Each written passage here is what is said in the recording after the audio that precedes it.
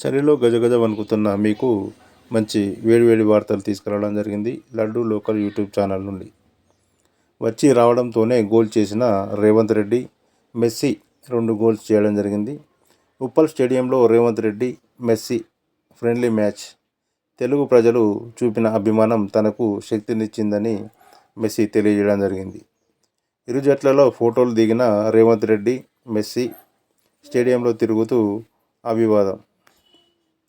తెలంగాణ ప్రజలు ఓటుతోనే గుణపాఠం చెప్పారు ఎమ్మెల్యే హరీష్ రావు.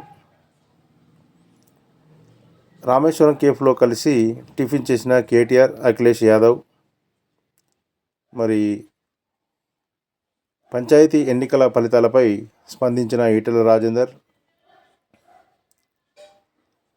తిరువనంతపురంలో బీజేపీ చారిత్రాత్మక విజయం, స్పందించిన మోదీ. శశి థరూర్. క్షేత్రస్థాయి కార్యకర్తల కృషి వల్లే బీజేపీ గెలిచిందని మోదీ. బేబీ పౌడర్తో క్యాన్సర్. జాన్సన్ అండ్ జాన్సన్ కంపెనీలకి భారీ జరిమానా. బేబీ పౌడర్ వాడకంలో 2 మహిళలకు క్యాన్సర్. స్టేడియంలో గందరగోళం. మెస్సీకి క్షమాపణలు చెప్పిన మమతా బెనర్జీ. బలవంతపు వసూళ్లు చేస్తే జైళ్లు. ట్రాన్స్జెండర్లకు సిపి సజ్జనర్ వార్నింగ్. చట్టాన్ని ఉల్లంఘిస్తే కఠిన చర్యలు తప్పవని స్పష్టీకరణ. అమీర్పేటలో సుమారు 250 మందితో పోలీసుల సమావేశం. వారి సమస్యలను తెలుసుకొని బలవంతపు వసూలు చేస్తే జైలు శిక్ష మీకు కూడా తప్పదంటూ ట్రాన్స్జెండర్లకు వార్నింగ్ అనేది ఇవ్వడం జరిగింది సిపి సజ్జనర్ గారు.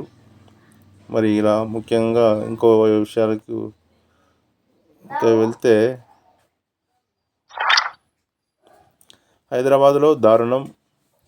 10 ఏళ్ల బాలుడిని రోడ్డుకేసి కొట్టి చంపిన సవతి తండ్రి. 10 లక్షల రూపాయలు ఖర్చు పెట్టిన ఓటమి. గ్రామస్తుల నుంచి డబ్బులు వసూలు చేసిన సర్పంచ్ అభ్యర్థి.